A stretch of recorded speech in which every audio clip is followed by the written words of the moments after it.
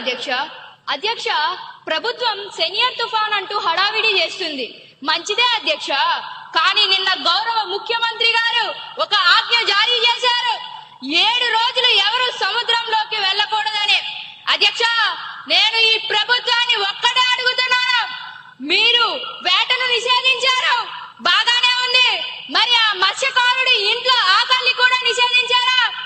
7 రోజులు వాళ్ళు పస్తులు ఉండాలా? వారికి భరోసా ఏది? కేవలం పేపర్ స్టేట్మెంట్లు ఇస్తే పట్టు నిన్నదు అధ్యక్ష. మా డిమాండ్ ఒక్కటే.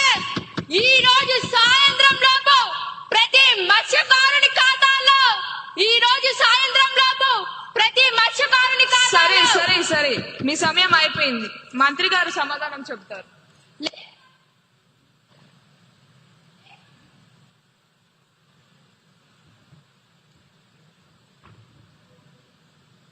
మంత్రి గారి సమాధానాన్ని ప్రవేశపెట్టండి. అధ్యక్ష, అరుచుకోవడం కాదు అధ్యక్ష, వినండి. మీకోసం కాదు, ఆ మత్స్యకారుల కోసం చెప్తున్నా. మీరు అడిగింది ప్యాకేజీ లేదా వృద్ధి, అది తాత్కాలికం.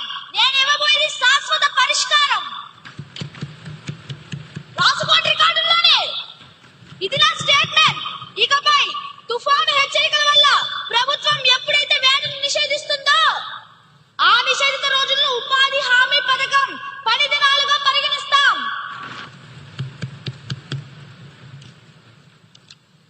అంటే మత్స్యకారుడు ఇంట్లో ఉన్నా సరే ఆ రోజుకి ప్రభుత్వం అతని కూలీ చెల్లిస్తుంది అధ్యక్ష.